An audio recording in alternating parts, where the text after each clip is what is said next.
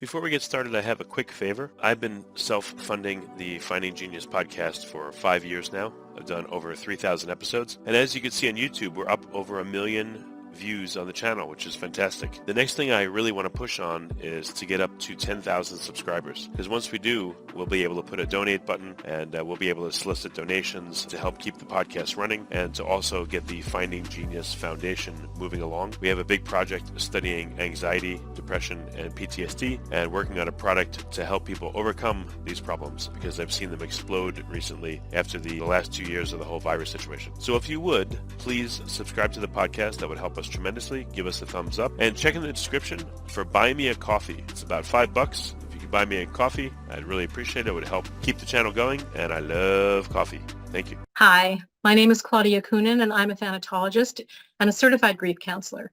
I have a private practice in Hudson, New York, and I work with people who are grieving the loss of a loved one, or perhaps they're having a difficult life transition or dealing with an illness or the illness of a loved one. Perhaps they have issues with caregiving. I'm available for my clients for whatever it is that's bringing up grief for them. I've written several books, and I develop creative tools to help people through their grief because I've had a lifetime in the creative arts, in performance, and in personal expression. And that's who I am. Forget frequently asked questions. Common sense, common knowledge, or Google. How about advice from a real genius? 95% of people in any profession are good enough to be qualified and licensed. 5% go above and beyond. They become very good at what they do, but only 0.1% are real geniuses. Richard Jacobs has made it his life's mission to find them for you. He hunts down and interviews geniuses in every field: sleep science, cancer, stem cells, ketogenic diets, and more. Here come the geniuses. This is the Finding Genius Podcast with Richard Jacobs. Hello, this is Richard Jacobs with the Finding Genius Podcast, now part of the Finding Genius Foundation. My guest is Claudia Coenen. She's the author of Shattered by Grief, Picking Up the Pieces to Become Whole Again. And she has a second book as well, The Creative Toolkit for Working with Grief and Bereavement, a practitioner's guide. So we're going to talk about her work and her writings. And she's also developed what's called a Karuna card that she developed while she was working in hospice. So we'll go over all those things and how people deal with grief and how they can do so better. So welcome, Claudia. Thanks for coming. Thank you, Richard. Yeah, if you would, just tell me a bit about, your background and what led you to, be involved with grief, if you're okay to say. Yeah, I come from an arts background. I was a musician as a child and a teenager, and I always danced, and I always was involved in creative expression. I grew up amongst artists and actors and dancers, and it was just very natural for me to express myself creatively. And whenever I've had difficulty in my life, that's what I do. So I was moving along in my life, and my children were teenagers. My oldest was in college, and my husband suddenly died. And it completely flipped my world around, and I immediately went to what I know to do to heal myself, which is journaling and moving and music and all kinds of crafts and different types of ways to express myself. And while I was doing that, I thought, wow, maybe I could help other people in a creative way. So the seed of what I wanted to do was planted, but I also was in my very early 50s, and I didn't want to go to social work school or to do the 3,000 hours that are required to get a licensure in, as a psychotherapist or anything like that. So I wanted to find a way to become a creative grief counselor. So that was the seed that was planted. How do you deal with grief where maybe it feels like you can't breathe or you're just, you're like totally devastated by it? How do you, or how does one even get to a point where they're able to do something? I would guess, I've been very upset before and I felt like I didn't want to do anything. That is part of it. How do you do any of this stuff? Yeah, absolutely. It is extremely challenging, especially early on. And depending on the circumstances of the death, that influences how we might react to it. Also the kind of relationship that we had, how we are supported around us. All of those things either help or hinder how we get through grief. Our own personality, our own family history, the culture that we live in, all has something to do with how we handle it. But I also do endorse not being able to do anything about it and sort of wallowing in it for a while, if that's all you can do. One way to get through feeling like you can't breathe is to breathe. One way to get through feeling like you can't get out of bed is to give that to yourself as a gift if you can, for a limited amount of time. And there are a lot of techniques that can help you move through it, but it takes a lot of time, and it is not a linear process at all. Well, what do people do in the initial stages? Like, what should they do? What do they tend to do? And how do they course correct to help themselves? I think the most important thing is to allow yourself to feel what it is that's happening, to express how you were related, how you related to the person, what you learned and how you grew by being in relationship with that person is another way to help. Seeking counsel can help. Not everybody does seek grief counseling or grief therapy. It's usually about 20 to 25% of people really feel that they need it, but it can certainly set you on a course if you're worried that you're not doing it correctly. You can talk to an expert in the field and they can help set you straight and give you some ideas. There are all kinds of new models for working with grief that help explain it. There are many, many books that you can read. I also think that, diving into poetry or music that you find helpful, eating the favorite foods of your loved one can be helpful. It might make you cry, but at least you feel connected. Well, what do people do that either sets them back or prevents them from dealing with grief? What do they I don't want to say they do wrong, but what do people do that's not helpful to themselves, or, what could they do better? I wouldn't want to judge what a person's going through. I've even had people come to me like 5 years after the death and say, I've never grieved. I had a woman who went on trips all the time. And 5 years later, she came to me and said, I didn't do my grief work. And I was like, well, that's how you did your grief work for those 5 years. And now you're ready to do it in a different way. So I wouldn't want to judge whether anybody's doing it correctly or not. I think that too much pushing it aside and pretending it didn't happen can be detrimental to the process. But you also can't, be in the thick of all that emotion all the time. You do need to engage in life and sort of go back and forth. There's actually a model called the dual process model of bereavement, and that shows us that we engage in everyday living, and that's called a restorative view. And then we also have the emotions. So we actually oscillate back and forth. And that's a good way to look at it. And the best thing is to not judge what you're doing, but if you're really having trouble expressing yourself, or you feel like you're really stuck, seeking some help or finding a close friend that you can talk with. And then there's tools like the ones that I've developed and a lot of my colleagues have developed that can help. Okay, so what's an example? What's a tool that that's out there that either you developed or a colleague that is pretty helpful? How does it work? Well, I personally love to journal. I find it really helpful to write down my inner world and put it in a book, and then I can close the book and put it on the table, sort of like externalizing my internal world. I've just always done it. Now, not everybody wants to, but sometimes people want to and they don't know where to begin. So the Karuna cards were started as prompts. Originally, they were 5 little slips of paper that asked a couple of questions to enable my clients when I was working in hospice to begin to journal. So sometimes having a prompt can help. The Karuna cards are a list of prompts. They're not only journal prompts now, they've been expanded to be 52 cards. So they might suggest walking in nature and, that to soothe your emotions, or making a mindful cup of tea, or thinking about the future and making a collage of how you imagine your life to be, or listening to music that you like and writing down the lyrics that are moving to you. So there's so many different ways. So the Karuna cards are this deck of cards, and you can shuffle them and pick one. And if you feel resonant with it, then you can either write through it or use it as a conversation tool, or I use it in my office maybe at the end of a session. A client might pick one and then take a picture of it and then reflect on that in between the sessions. So that's one thing. Affirmations are helpful. There's lots of possible journal prompts that you can find out there on the internet or in card decks or things like that, not just mine. I have a book, The Creative Toolkit, has worksheets in it, and so that's another way to do things. And there's also other types of things. Guided journals can help. My colleague Heather Stang, a very good friend, she's a yoga grief therapist, and she has this beautiful guided journal called From Grief to Peace. And that's a nice way for somebody who's not accustomed to just doing free writing to work through what they're feeling. So that's one thing that you can do. Journaling is really helpful. What about men versus women and how they handle grief? The reason I ask is a friend of mine worked with a company that sold arthritis cream. And he said, what they saw is the men would get angry about their disability and the women would get sad. So I wonder if, men and women process grief very differently, if you've observed that. It's an interesting question. It's come up a lot over the years. I haven't experienced it that much. I have male clients and female clients. I think it's really more the kind of personality that you are, not really necessarily your gender. But then there also are these differences in how people are raised. So, traditionally, not so much nowadays, but traditionally, men were not supposed to cry. Men weren't supposed to express their emotions. So I think that there's a little bit of a holdover of that. But I haven't seen that much of a difference, just because of whether you're a man or a woman. I think it's more your culture, your family, how your family expresses things, how you've been raised, which could be, there are women who are very stoic as well. So what's an example? What are some of the avatars of grief that you've seen? How do you help? What a great question. I think that I like to meet people where they are. So if somebody comes in and they are not particularly emotionally expressive, I will invite them to tell me their story, and then we'll work with the story and listen for metaphors and then try to expand on that. I watch very carefully their body language, and I can usually pick up on some tension.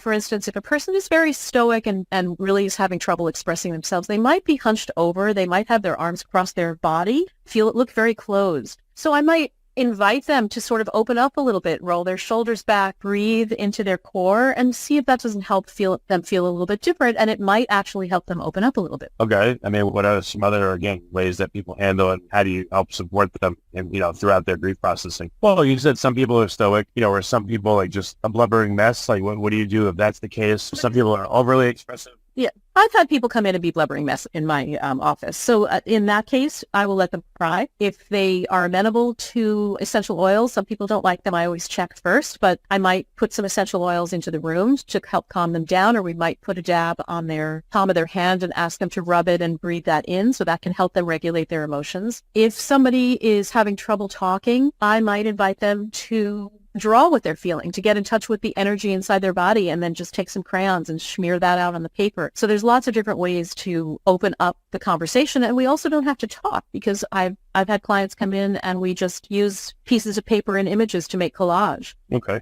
When people come to see you, are they at the end of their rope? Have they tried other things? Does it happen earlier on? Like, what is the state of someone that will come? Before we continue, I've been personally funding the Finding Genius podcast for 4.5 years now, which has led to 2,700 plus interviews of clinicians, researchers, scientists, CEOs, and other amazing people who are working to advance science and improve our lives and our world. Even though this podcast gets 100,000 plus downloads a month, we need your help to reach hundreds of thousands more worldwide. Please visit findinggeniuspodcast.com and click on Support Us. We have 3 levels of membership from $10 to $49 a month, including perks such as the ability to see ahead in our interview calendar and ask questions of upcoming guests, transcripts of podcasts you're interested in, the ability to request specific topics or guests, and more. Visit findinggeniuspodcast.com and click Support Us today. Now back to the show.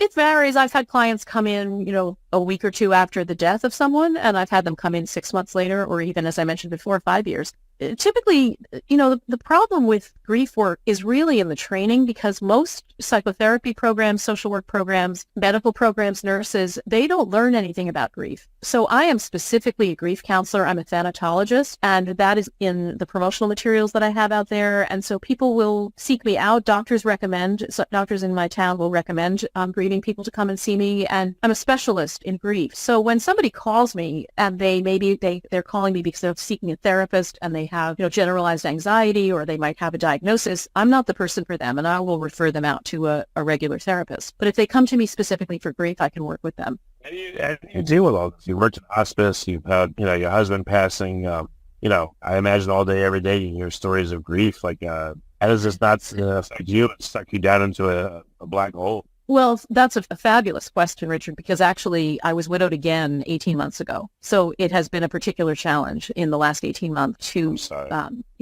keep, I think that when I first started out, I had to remind myself that when I was being in service of a bereaved person, it wasn't about me. Now, my own personal experience can inform what my care for the person, but I try to tell myself, I'm here for them, so I can put my own personal feelings aside. I do have to be careful, though. You really do raise a good point. There is a warmth that's required in grief counseling, and there's, a different kind of rapport that one might have than with a general therapist. And so I do need to be careful and do a lot of self-care. So one thing that I do for myself is I leave space in between clients. I typically leave at least half an hour. And in the past year and a half, after I went back to work, after my husband died, I leave an hour, because I need that time to decompress and to get ready for the next person to come in. A lot of self-care, and I do recommend my clients to do a lot of self-care to help them with their grief process, but I need to do that as well. Yeah, I wouldn't want to do what you do. No offense, it's not super valuable and everything. But yeah, I just think some people, are geared for that and some people not.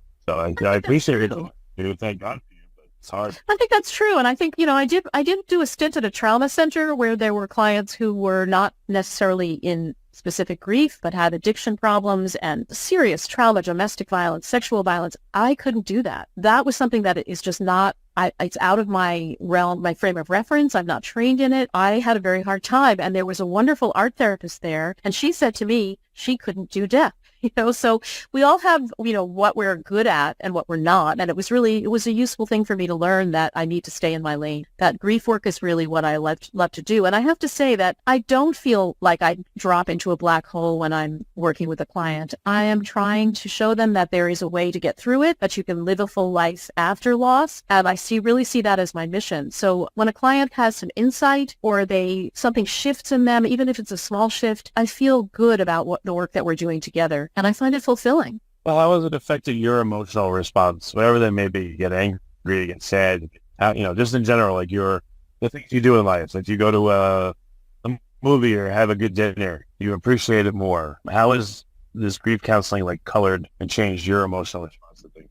I think that grief itself and experiencing such heavy losses personally, and then learning how to help myself through it and how to help other people, studying. I'm always learning. I just recently got another certification in grief counseling. All of these have tuned me into being more conscious in the relationships that I have and to being more present as much as I can in each moment. The other night, there was a really old movie called Koyaanisqatsi. It's got Philip Glass music. It's time-lapse photography. It's a beautiful movie. It's just visuals and music, and it was my first late husband's favorite movie. He loved this movie. And I went by myself, and it was really wonderful to sit there by myself and experience this on a big screen, to be filled with the sound, and to also think of him. He's been gone for 19 years, but to think of him and how much he loved this movie. And, so I do things like that. I just think really embracing being fully alive is how I get through. And that, I think, is what we can learn from our grief. Our grief never leaves us as we continue to live our lives, but I think it behooves us to live as fully as possible. So do you feel like you're living more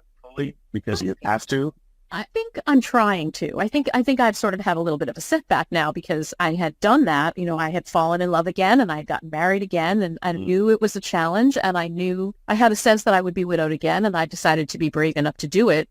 And then it did happen. So I think it's been a challenge this past year. I've struggled a bit personally to try to find my footing. I've been in committed relationships for a major portion of my life. Living alone is interesting at this point. And I think I'm finding more balance, and I really try to re-engage professionally and re-engage personally as well. I'm certainly committed to trying to live as fully as possible. No, that's good. I don't know, do you use any faith-based counseling? Or is yours totally secular? It sounds like, I guess, within grief counseling, there's a couple different types of grief counselors, from what you've said so far. So I just wonder how For me, I'm not faith-based at all, but if a client comes in and they are, then I will support that. My frame is more creativity and living fully and just being conscious as we can in our relationships. And also another aspect of moving through grief is continuing a relationship with the person who's passed. Of course, that looks very different, but no one can say that you have to forget them, because you really can't. So how they show up in your life, what kind of conversations you might have with them in your head or in your heart, that's all part of it too. And it helps us feel like, they were alive, and it helps us keep them alive. Especially in my case, I had a husband who died, and we had 3 children together, and it was very important for me to share stories about him and to bring his name up very often early, so they would know that they could do that. Yeah, no, that's very good. So, from your first book, what has been some of the response, Shattered by Grief? What's the premise of the book, and again, what is it for? So Shattered by Grief came out in 2018, and contains a bit of memoir of my own personal story of how I became a grief counselor, of my life with Albie, and then also some anecdotes from my early clients in hospice. And then I use the word whole as chapter headings, sort of as a pathway through grief. So W is who am I? Because there's often a bit of an identity crisis after someone dies. Who am I now? And what happened? So we need to tell the story and sort of work through what happened and how we were affected by it. H is help. How do I do this? And that's sort of looking at practical ways to get through. O is opening to emotion and really just sort of exploring the different emotions that we feel and how to get through them. L is learning to live fully again. And E is exploring the past to experience the future. So that's the continuing bonds that I just mentioned. The Creative Toolkit, which came out in July 2020, and that has, the first part of the book is an overview of grief theory and the models that are in use today, all the way back from Freud through Kubler-Ross and all of the current research. And then the second part of the book are these 30 activity sheets that can be used and photocopied. And then the new book that just came out in January is called Seasons of Grief, Creative Interventions to Support Bereaved People. And that book That part of it was a reaction to the pandemic where I couldn't get together with my colleagues. So I invited my colleagues to write for it. So it has 17 contributors. It has poetry and art in it and all different kinds of creative techniques, including art therapy techniques, nature-based techniques, using cinema, making grief flowers, the art of making a condolence card, lots of different things in this book. And it looks through the lens of the seasons. Interesting. Well, speaking of which, is there a time of year? Yeah, people, I guess, say, certain people have hard times around the holidays. But what have you seen? Is there a certain time of year when it's much harder for people to grieve or be affected by it? Yeah, it's definitely hard during the holidays. I used to do a workshop at the hospice handling the holidays. And recently I was on 51% talking about how we handle the holidays. And then I was also on an off-Broadway stage after a play talking about anticipatory grief and handling the holidays. So it's definitely a problem for people, and it's hard to get through. Those type holidays are particularly difficult. Also, birthdays and anniversaries can be really difficult. What does that mean, anticipatory grief? Anticipatory grief is when we know that the person is going to die and we're anticipating the loss and we're having grief ahead of time. So it's very common in caregiver situations. It's common when a loved one has a terminal diagnosis. Yeah, so it is a real thing. And a lot of the same grieving feelings that you might feel afterwards, you could have beforehand. And then a lot of people feel like, oh, when they die, I've done my grief work, but that's actually not true. There's still more to do. Are there stages of grief, different manifestations of different emotions that are typical that a lot of people go through? Well, there are many typical emotions that people go through, but the problem with this word stages is that 5 stages of grief of Elizabeth Kubler-Ross have gotten into the popular culture, and people think that's how you're supposed to do it. Kubler-Ross never said that. She has caveats in her books. This is not a linear model. You don't have to do it in any order. You don't even have to do all of these, and you might experience 3 or 5 of them at the same time. So there are no stages. They are relevant in terms of things that people feel. Many people feel anger. Many people bargain. Many people have denial. They have difficulty accepting. But at the same time, that's not the only way to do it, and it is not a prescription. There's another model that are the tasks of grief, and that's also another way to do it, but it's not a prescription. So it's for other professionals, for practitioners, it's a good idea to have a grounding in many different ways of looking at grief so that you can really help your client. What are some of the ways to look at it, that people wouldn't think of without going to a counselor? I think noticing that we go back and forth, as I mentioned before, with trying to re-engage in living. Many people lose somebody and they still have to go to work. So how do you do that? You have to put your grief aside for a little while so you can engage with your job. And then maybe something happens and you feel like crying. So you have to go into the bathroom and have a little cry for a while, splash water on your face and go back to work. So that's an oscillation back and forth between the emotions of grief and the practical things that we have to do to be alive. That's one way to look at it. Another way is to work with story. Narratives are very helpful. People often have to tell the story of what happened over and over again. But one thing people can do is they can look at that story and they can see if they can tell the story from a different angle. Like, what's the story of the relationship? What's the story of how you grew through this experience or how you grew by being with this person? If you lose a parent, you have a lot of information there that formed you through the parenting that you had. That could be for good or for bad, but that's a way to look at the relationship, which will then help you look at the grief. Okay. How does someone know that they're done? How are you ever done? Are you done growing? Are you done learning? Are you done living? We're never really done grieving. Our grief, the raw emotions of grief in the beginning do subside over time, but then something can happen like, when my first daughter got married, I had a very hard time because my husband and her dad was not there. She was having a hard time too. She had a locket on her bouquet with a picture of him, and she showed it to one of her uncles who burst into tears, and she decided she wasn't going to show it to anybody else. So, it comes back up because of who the person was. So we're never done with grief. We can certainly notice that we're able to re-engage in life more comfortably, and maybe we're not thinking about it or having those really strong emotions and feel like, I've done a lot of the processing, and so now I feel more comfortable in my life now. That certainly happens over time. So what I don't know, and so maybe it sounds silly, it's a stupid question, but what's left for you to do to, I guess, do the best job you absolutely can? Do you feel like there's things that are missing in your training, or are there situations that you just can't help the person, or you think all the stuff you've gone through is pretty adequate to help a lot of people?